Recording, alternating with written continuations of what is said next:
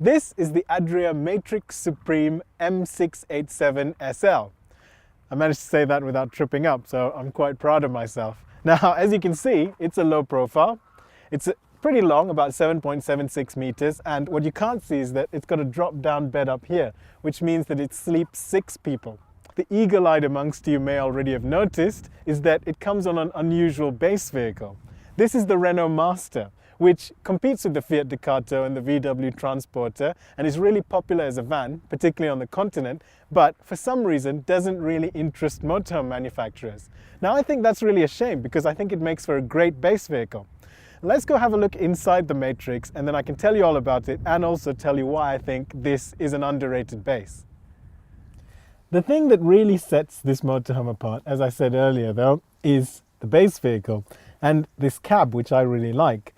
Now, the plastics are hard and a lot more utilitarian than the ones you'll find in the Ducato, but they should be hard wearing, and the key thing is the layout is really well thought out.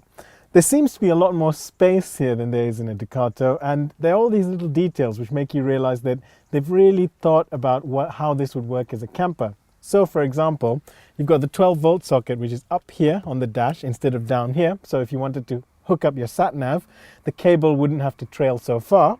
And then you've got the seats which swivel more easily. They've got a lot more movement to them, and the swiveling mechanism has a catch located on the front rather than on the side, which makes it easier to operate.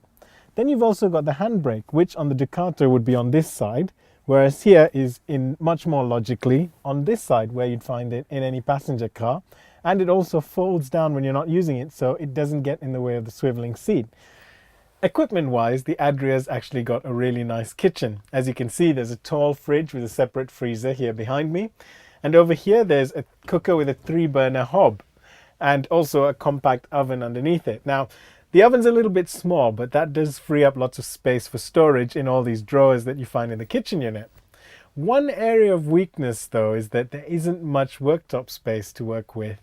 Now, Adria have tried to solve this by having a sink with 2 separate lids which open independently of one another, so that if you had one lifted so you could use the sink, you can still use the other portion as worktop. But that's not really as good as having a dedicated piece of workspace. Also, there is a bit of workspace in the corner here, but that's taken up by the lid for the bin that's integrated into the worktop. All in all though, I think you'd have to be quite fussy about your kitchens to be disappointed by this. It's nicely designed, it's got a full set of equipment, and it's got little design touches that will put a smile on your face, such as the ambient mood lighting which is built into the corner of the unit here. It doesn't really light anything up, but it looks great and it'll just cheer you up. It's just that little thing that makes you feel like they've thought about this. Twin single beds are really popular in the UK market, and it's easy to see why.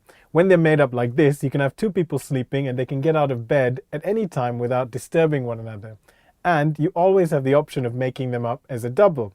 In this Adria, that's done by pulling out a panel from here and putting in an infill cushion, which I've hidden in the wardrobe, but it's about this size and it just fits in right here, and you've got a double. So together with the drop-down bed up front, this actually makes an excellent 4-berth. That bed is electrically operated. You press a button and it just lowers automatically, and then you press the same button in the other direction and it goes back up. And the mood lighting, if you remember, that I was showing you earlier in the kitchen, there's some of that here as well.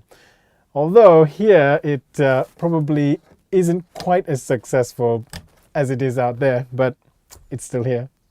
The washroom is a decent size and is divided into 2 cubicles. This one here contains the toilet and the sink and is finished in plywood because hopefully it shouldn't get wet. On this side you've got the shower cubicle, which is a traditional GRP cubicle with 2 drain holes built into the floor to make it easy for the shower to drain. Adria have really upped their game in the last few years, and the motorhomes that they make now are far and away better than the ones that they made just 5 years ago. Plus, this will appeal to people who really want a base vehicle that's outside of the norm. So you don't just get a usual Fiat or a Mercedes or a VW, you get a Renault, which I really like and for some reason is still really rare. It's a good van, but at that kind of price, there is a lot of competition on the market. So if you're looking at one of these, I recommend you shop around.